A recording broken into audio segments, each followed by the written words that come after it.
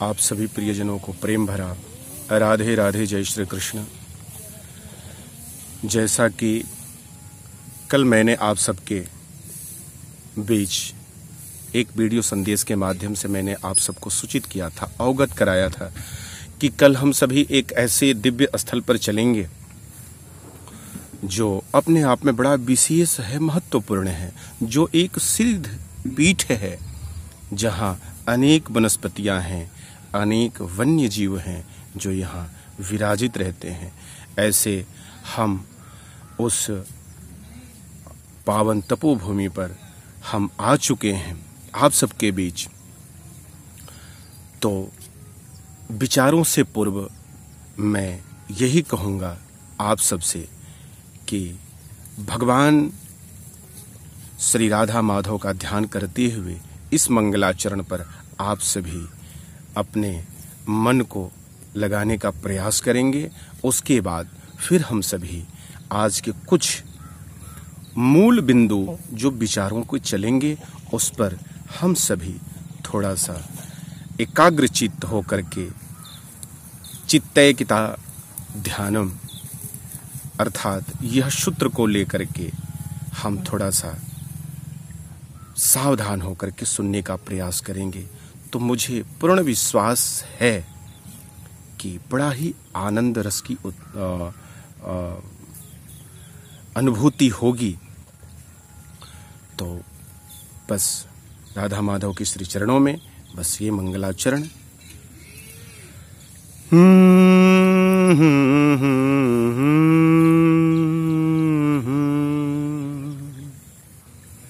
जय जय राधा रमण हरि बोल, जय जय राधा रमण हरि बोल, जय जय राधा रमण हरि बोल, जय जय राधा रमण हरि बोल।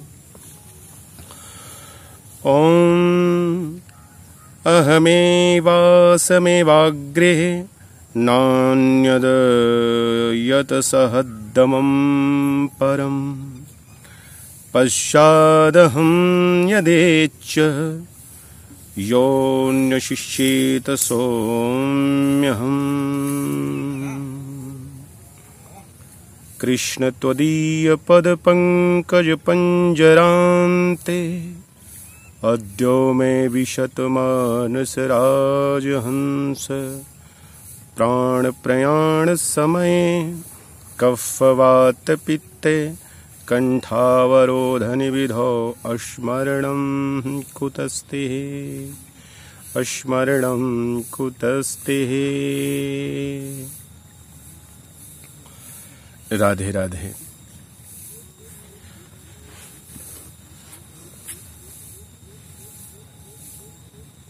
आज के विचारों में हम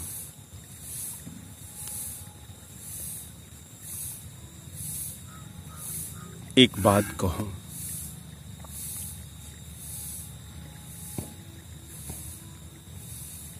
तो परमात्मा के द्वारा सबके जीवन में नित्य एक अवार्ड है। सबको एक अवार्ड मिला हुआ है। अगर मैं कहूं कि परमात्मा ने क्या दिया है तो सच्चाई ये पहले आएगी खुल करके कि हम सबके जीवन में एक अवार्ड है और सबसे बड़ा अवार्ड ये है, यह मानव देह।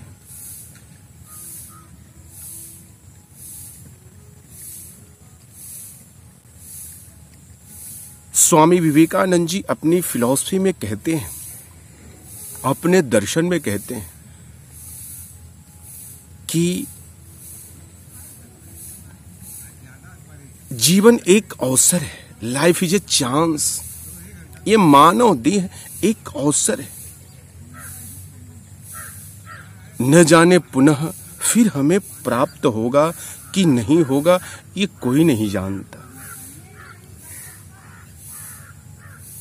बाबा तुलसीदास जी के शब्दों में भी ये बड़ा सुंदर वर्णन आता है कि बड़े भाग मानुष तन पावा, शुर दुर्लभ शत ग्रंथनि गावा। तो ये चौपाई क्या कह रही है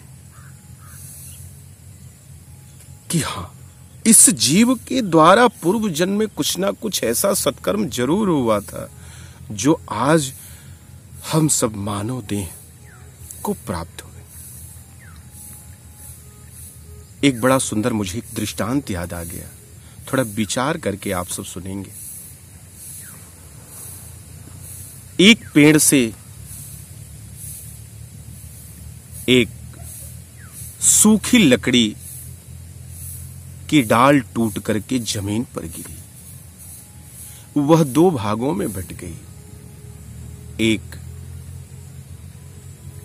यह भाग एक कोई स्त्री लेकर के चली गई, जो दूसरा भाग बचा एक ब्राह्मण लेकर के चला गया।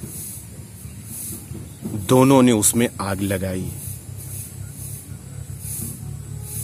एक ने उदर पूर्ति के लिए आग जलाई और एक ने हवन कुंड में उसे डाला। उस स्त्री ने अपने परिवार का उदर तृप्त करने के लिए उसने उस आग को जला करके उस पर भोजन पकाया और उससे वो तृप्त हुआ। पर जो उस आचार्य ब्राह्मण ने जो लकड़ी हवन कुंड में डाली, उससे उसने देवताओं का पोषण किया।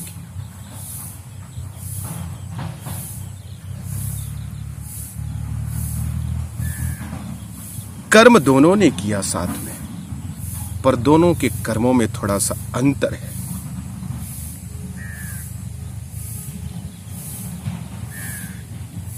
एक अपने स्वार्थ के लिए और एक संसार के पोषण के लिए कार्य किया।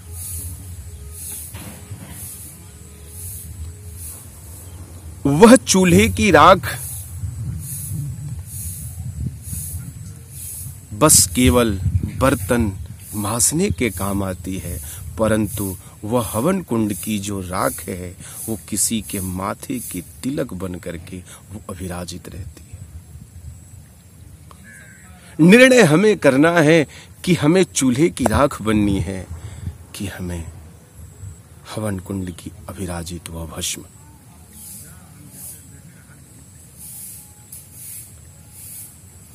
बड़ा सुंदर ये विशेषण है।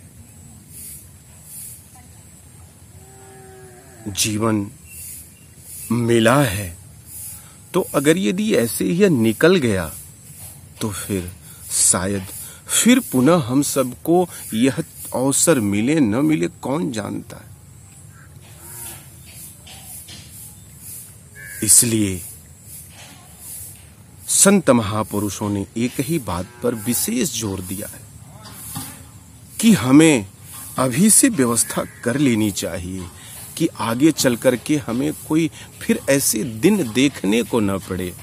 ऐ ठाकुर जी, ऐ राधा रमन लाल जो, आपकी कृपा सदैव बनी रहे। आप अपने चरणों की भक्ति हमें प्रदान करें। बस यही हमें निर्णय लेना है अपने जीवन से, यही निर्णय लेना है अपने इष्ट के श्री चरणों में, इष्ट के चरणों में। बस आज के लिए बस इतना ही, क्योंकि बहुत ज़्यादा जब लंबा वीडियो हो जाता है तो शायद लोग उसे फिर ऊबने लगते हैं। पर हाँ, धीरे धीरे जब यह विचार समझ में आने लगेंगे तो मैं पुनः फिर उसे यह बड़ा करने का कुछ फिर सोचूंगा, उस पर विचार कुछ होगी। लेकिन उसके पहले छोटे वीडियोस के लिए भी मैं आप सबके बीच भेज रहा हूं। कृपया आप सभी से अवश्य श्रवण करें और आप उसे शेयर करके आगे भी भेजें, क्योंकि धर्म एक जगह अगर ठहर जाएगा तो फिर शायद मैं ये कहूँ कि सनातन की परंपरा अक्षुण्ण होने लगेगी। तो धर्म का प्रचार होना चाहिए, अधर्म का नहीं। इसलिए प्रत्येक व्यक्ति के पास यह विचार जाए। और एक बात मैं ये कहूँ, चलते चलते चाहे जितने भी संप्रदाय हैं, जितने भी रिलीजन हैं, सब यह उसी को देखने के लिए बनाए गए हैं। तभी उसी ने कहा सर्वधर्माणि परित्यजेत माम एकम शरणम व्रज। ये जितने भी धर्माचरण हैं, जितने भी रिलीजन हैं, जितने भी संप्रदाय हैं, ये सब मुझे देखने के लिए बनाए गए हैं। यह सत्य से शुरू होता है, ट्रूथ बोली, एंड सेकेंड हॉस्पिटैलिटी अर्थात दया पर आकर थोड़ी देर के लिए विश्राम करता है, और थर्ड पे आकर के लव अर्थात प्रेम में वह विलीन हो जाता है। मानो धर्म का यही स्वरूप है, सत्य से शुरू होता है, दया पर थोड़ी देर के लिए ठहराव लेती है और अंततो गत्वा प्रेम में विलीन हो जाती है। इन्हीं मंगल कामनाओं के साथ बहुत बहुत धन्यवाद आप सबका। राधे राधे। जय श्री कृष्ण, जय श्री कृष्ण।